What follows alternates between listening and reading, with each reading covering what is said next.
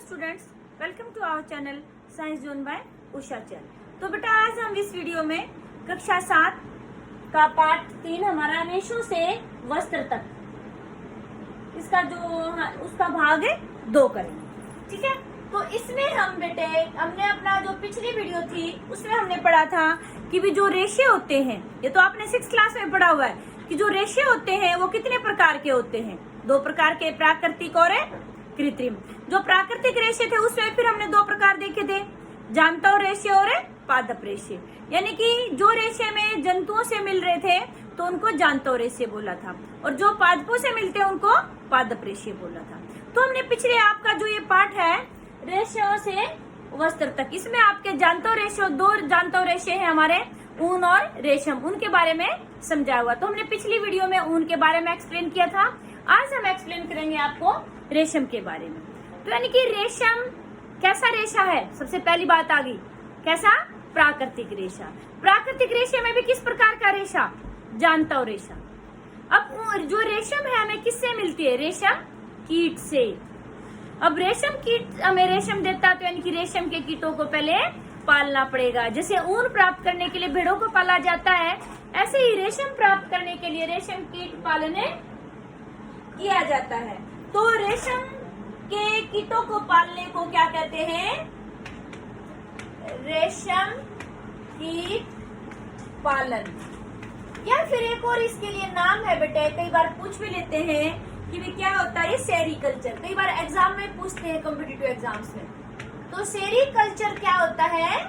रेशम के कीटों को पालना क्या कहलाता है? सेरीकल्चर।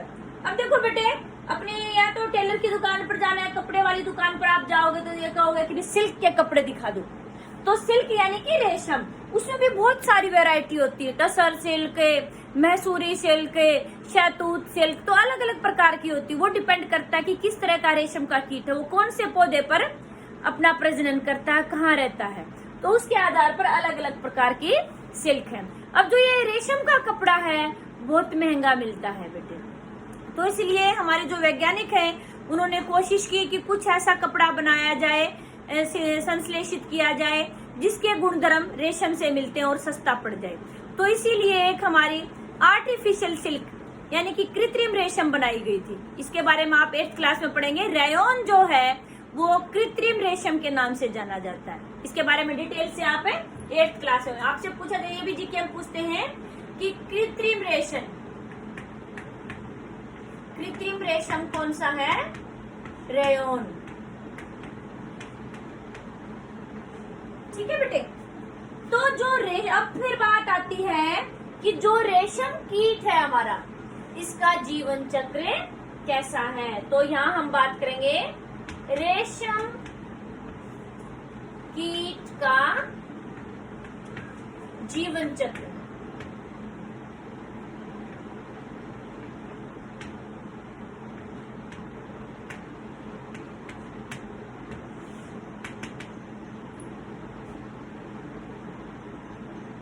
सबसे पहले क्या होता है बेटे, जो मादा रेशम होती है, जो मादा रेशम कीट है वो क्या करती है? अंडे देती है। शुरू में से करते हैं ऊपर से।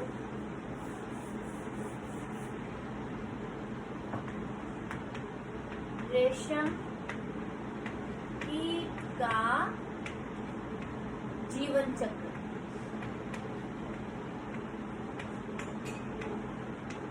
सबसे पहले क्या हुआ? मादा रेशम कीट,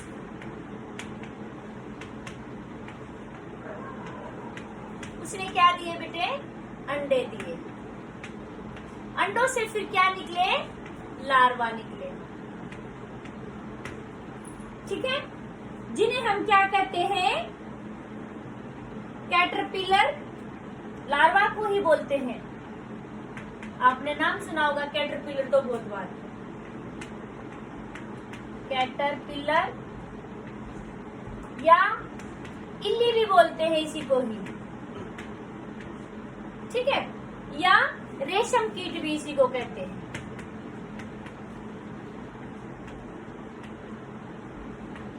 यानी कि इतने सारे नाम किसके हैं? लार्वा के।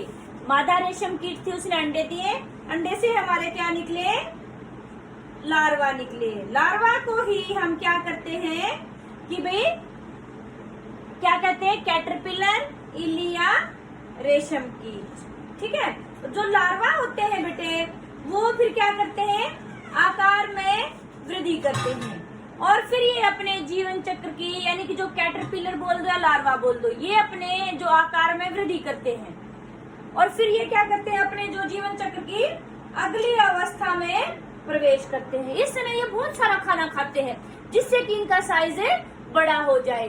तो फिर लार्वा से आगे हमारा क्या बनता है, प्यूपा, या फिर एक और नाम है इसका कोशित। ठीक है बेटे, तो यानी कि वो जो लार्वा था वो अपना साइज बड़ा कर लेता है और फिर क्या बन जाता है, प्यूपा या कोशित। फिर वो क्या करता है कि अपने आसपास जो प्यूपा है, अपने आसपास क्या बना लेता है, जाल बना लेता है और जाल में अपने स्थान पर बने वो जो जाल है उससे क्या फायदा होगा कि वो वहीं पर, जहाँ जिस स्थान पर है वो वहीं पर बना रहता है। ठीक है, और फिर ये क्या करता है कि जो ये अपना इसका जैसे हमारा 8 होता है ये, उसकी तरह से अपने एक सिरे को ले जाकर के दूसरे सिरे के पास चिपका लेता है। ठीक है, और अंग्रेजी के जो 8 शब्द है, 8 है हमारा, उसके जैसी आकृति बना लेता है। ठीक है, और फिर क्या करता है, इस गति के समय जब ये अपना ऐसे 8 जैसी संरचना बनाता है, क्या करता है ये तार के रूप में एक प्रोटीन से बना पदार्थ निकालता है जो कठोर होकर यानी कि सूख कर रेशम का रेशा बनता है। तो अब आपको यहाँ से एक बात समझ में आई होगी बेटे, जो रेशम होता है उसके वो किस चीज का बना होता है, प्रोटीन का। ये प्रोटीन कब निकालता है कि जब प्यूपा गति करके अपना इस जो शरीर का एक भाग दूसरे के पास लेके जाता है और जो ये 8 संख्या होती है उसके जैसी आकृति बना लेता है, तो उस समय एक पतला सा तार प्रोटीन का वो निकलता रहता है उसमें से और सूख करके वो कठोर बन जाता है, जो कि क्या कहलाता है फिर रेशम। और इसका प्रयोग किसके लिए किया जाता है, रेशम के वस्त्र बुनने में। और जब ये आवरण बेटा जो ये प्रोटीन का जो धागा निकाला था, जब ये कठोर हो जाता है तो इसको फिर हम क्या कहेंगे, कोकून। ठीक है, और फिर कोकून में से ही हम क्या करते हैं, रेशम प्राप्त करते हैं और रेशम के जो रेशे मिलते हैं और फिर रेशम के रेशों से रेशम के वस्त्र बनाए जाते हैं। तो एक बार दोबारा से रिमाइंड कर लेते हैं कि भी जो रेशम का जो कीट है वो उसके जीवन चक्र में कौन कौन सी अवस्थाएं आती हैं। सबसे पहले मादा रेशम कीट, वो क्या करती है, अंडे देती है। अंडे फिर किस में बदल जाते हैं, लार्वा में, उसी को कैटरपिलर, इल्ली या रेशम कीट कहते हैं। फिर जो लार्वा है बेटे वो क्या करता है, बहुत सारा खाना खा करके अपने आकार को बढ़ा लेता है और किस में बदल जाता है, प्यूपा में। प्यूपा को ही कोशित भी बोलते हैं।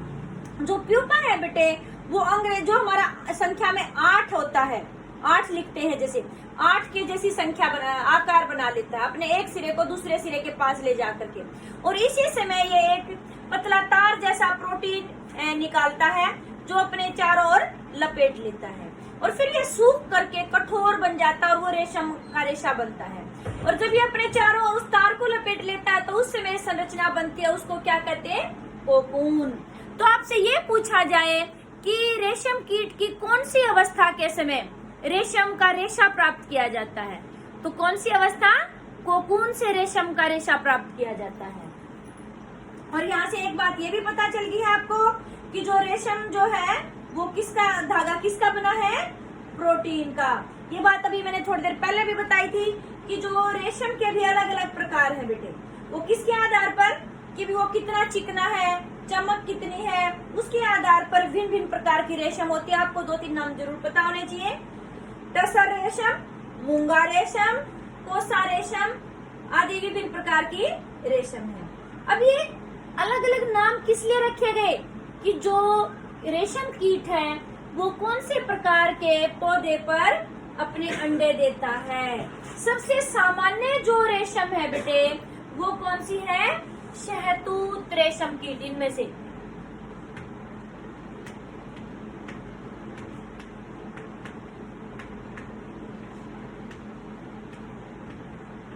आपने शहतूत का पौधा देखा है ना, तो इस कीट के कोकून से प्राप्त होने वाले जो सबसे सामान्य ज्यादातर प्रयोग में ये क्यों होती है कि जो शहतूत रेशम कीट है इससे जो रेशम मिलती है बेटे वो कैसी होती है? बहुत ही नरम होती है, चमकदार होती है, लचीली होती है और उसको विभिन्न रंगों में रंगा जा सकता है। तो यानी कि आपसे कोई ये पूछे कि अच्छी रेशम के धागे के गुण बताइए, तो आप यही बता सकते हैं कि वो जो धागा है वो कैसा होना चाहिए? नरम मुलायम होना चाहिए, चमकदार होना चाहिए, लचीला होना चाहिए और उसको विभिन्न रंगों में रंगा जा सके। ठीक है। जो रेशम कीट का जो पालन है बेटे अपने भारत में पुराने समय से किया जा रहा है। सबसे पहले रेशम कीट का पालन कहाँ किया जाता था? चीन में। बहुत दिनों तक उन्होंने गुप्त रखा था इस रहस्य को, किसी को भी नहीं बताया था। भारत में भी व्यावसायिक दृष्टि से जो रेशम कीट का जो पालन है बहुत ही अच्छे से किया जाता है। अच्छे देशों की श्रेणी में आता है भारत जो रेशम कीट के पालन के उसमें। ठीक है। फिर बात आती है आपकी कि भाई जो आप ये कैसे पता करेंगे कि जो रेशम जो है आपकी, अब हमने कहा था कि भाई कृत्रिम रेशम भी बनाई जाती है। कृत्रिम रेशम का नाम क्या था? रेयॉन। तो आप कैसे पता करेंगे कि भी जो ये रेशम है आपकी प्राकृतिक है या कृत्रिम है? इसके धागे को जलाकर देखते हैं। जो आपकी ये जो कृत्रिम रेशम होती है उसमें से दुर्गंध जैसी आती है और जो प्राकृतिक रेशम होती है उसमें से दुर्गंध नहीं आती है। तो जलने की गंध से हम पता लगा सकते हैं कि ये प्राकृतिक है या कृत्रिम है। ठीक है। तो फिर बात आती है कि भी रेशम कीट, हमने कहा था कि भी जो रेशम कीट का पालन किया जाता है उसको हमने क्या कहा था? सेरीकल्चर। अब रेशम कीट का पालन कैसे किया जाता है अब हम बात करेंगे यहाँ पर। रेशम कीट पालन। ठीक है बेटे। एक बार में, अभी हमने कहा था कि जो मादा रेशम कीट है वो अंडे देती है, तो एक बार में सैकड़ों अंडे देती है मादा रेशम कीट जो है। अंडों को क्या किया जाता है कि सावधानी से पट्टी, कागज की पट्टी या कपड़े पर इकट्ठा करके रेशम कीट पालकों को बेचा जाता है। सबसे पहले क्या किया? मादा रेशम कीट, उसने क्या दिए? अंडे। कितने दिए? सैकड़ों अंडे देती है वो। फिर उनका क्या किया जाता है? उन अंडों को कागज की पट्टी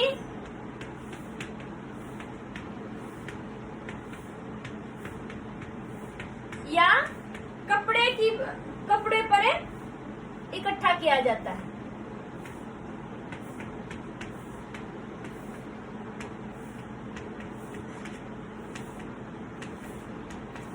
फिर उसके बाद क्या किया जाता है? इसको जो रेशम कीट पालक होते हैं उनको बेच दिया जाता है।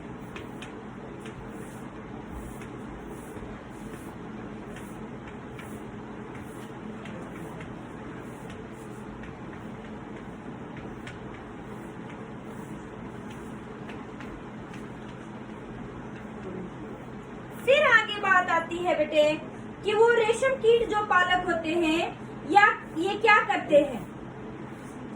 उनको उचित ताप व आर्द्रता की स्थितियों में रखते हैं।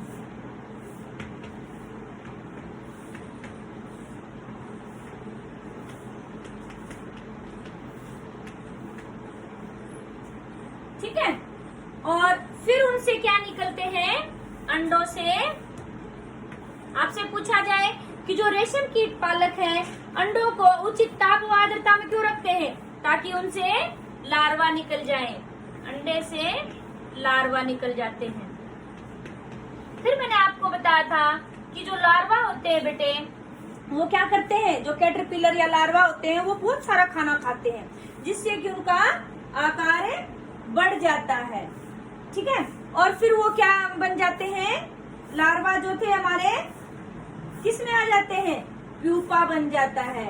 तो इस समय जब ये लार्वा निकलते हैं, फिर शहतूत के पेड़ों पर नई पत्तियां आ जाती हैं।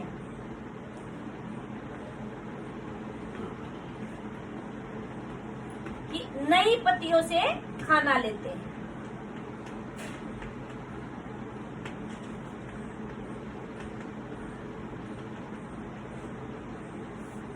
ठीक है, और शहतूत की नई पत्तियों के साथ बेटा क्या करते हैं कि जो ट्रे होती है जिसमें हम शहतूत की पत्तियां डालते हैं, उसके साथ छोटे छोटे लकड़ी के टहनियां भी डाल दी जाती हैं, जिससे कि हमने पढ़ा था जब जीवन चक्र किया था, लार्वा के बाद जो प्यूपा बनता है, फिर प्यूपा क्या करता है, अपने चारों ओर प्रोटीन का धागा लपेट लेता है, निकालता है, फिर धागा लिपट के कठोर हो जाता है, जिससे कि रेशम बनता है। तो वो जो आवरण सा बना लेता है, वो जो डंडियां थी वो भी उसके साथ रह जाती हैं, और उसमें वो आसानी से उसके घर जैसा बन जाता है। ठीक है, और फिर 25 से 30 दिनों के बाद क्या होता है कि क्या जो हमारे लार्वा थे ये खाना खा रहे थे शहतूत की पत्तियों से, 25 से 30 दिनों तक ये खाना खाते रहते और इनका आकार बढ़ जाता है, और फिर ये क्या बन जाते हैं, प्यूपा।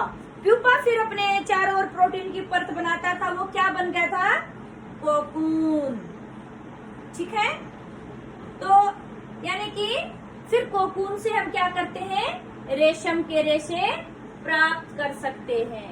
तो समझना आपको रेशम कीट पालन कैसे किया जाता है कि जो मादा रेशम कीट थी वो अंडे देती है, एक बार में सैकड़ों अंडे देती है, उसको क्या करते हैं, कागज की पट्टी या कपड़े पर निकाल लेते हैं, फिर उनको रेशम कीट पालकों को बेचा जाता है। फिर क्या होता है कि वो रेशम कीट पालक उन अंडों को उचित तापमान और उचित आर्द्रता में रखते हैं, ताकि जो अंडे थे उनसे लार्वा निकल जाए। फिर 25 से 30 दिन तक वो लार्वा क्या करते हैं बेटे, शहतूत की जो नई नई पत्तियां आती हैं उनसे अपना खाना लेते, खूब खाना लेते हैं, उनका आकार बढ़ जाता है। फिर क्या होता है, वो किस में बदल जाते हैं, प्यूपा में। और प्यूपा जो करता है बेटे, उसमें हम ट्रे में जहां हमने लार्वा रखे थे वहीं पर छोटी छोटी टहनियां रख देते हैं, उनको मिला करके अपने चारों ओर प्रोटीन का पतला सा धागा निकालते हैं, जो सूख के कठोर हो जाता है, और जिससे हम रेशम का रेशा बनाते हैं। फिर आगे बात आती है हमारी रेशम का संसाधन, यानी कि रेशम कैसे बनती है। रेशम को संसाधन के तौर पर हम कैसे बनाते हैं। अभी हमने कहा था कि कोकून ने अपने चारों ओर रेशम का जो रेशे थे वो कर लिए थे, तो कोकून की बहुत सारे कोकून इकट्ठा करते हैं, बड़ी सी ढेरी इकट्ठा कर लेते हैं, और क्या करते हैं कि जो कोकून था बेटे उसको पूर्ण रूप से वयस्क में विकसित होने से पहले उन कोकून को कहाँ रखा जाता है, या तो धूप में रखा जाता है। जो हमारा कोकून था उसको हम कहाँ रखेंगे, धूप में, या फिर पानी में उबाला जाता है।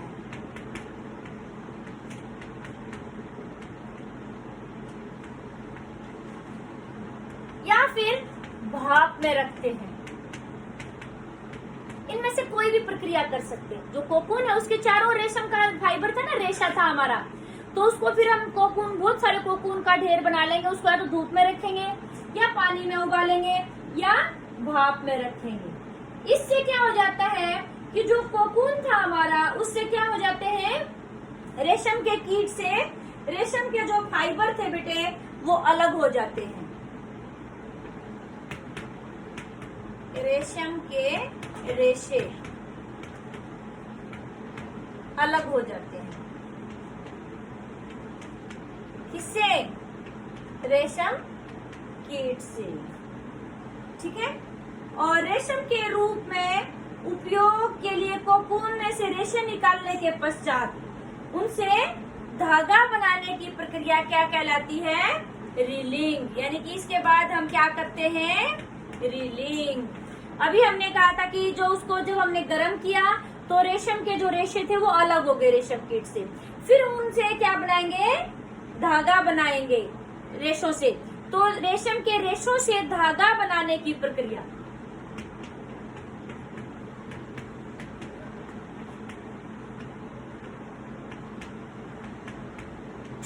क्या कहलाई? रीलिंग। रीलिंग जो होती है बेटा विशेष मशीनों से की जाती है, जिसमें से कोकून में से फाइबर या रेशों को अलग किया जाता है और फिर उनसे धागा बनाया जाता है। फिर रेशम के जो ये रेशे थे हमारे, उनकी कताई की जाती है और फिर रेशम के धागे बनते हैं और रेशम के धागों से फिर वस्त्र बनते हैं। यानी कि रेशा था, रेशे से हमने धागे बनाए, धागे से फिर हमें वस्त्र बुनते हैं। तो ये थी बेटे हमारे रेशम की कहानी कि भी रेशम कैसे प्राप्त करते हैं। तो आपको ये वीडियो अच्छी लगी तो इसको शेयर और लाइक जरूर करें, और आपने चैनल सब्सक्राइब नहीं किया है तो चैनल को जरूर सब्सक्राइब करें ताकि आपको आगे आने वाली वीडियो की नोटिफिकेशन मिल सके। थैंक यू बेटे।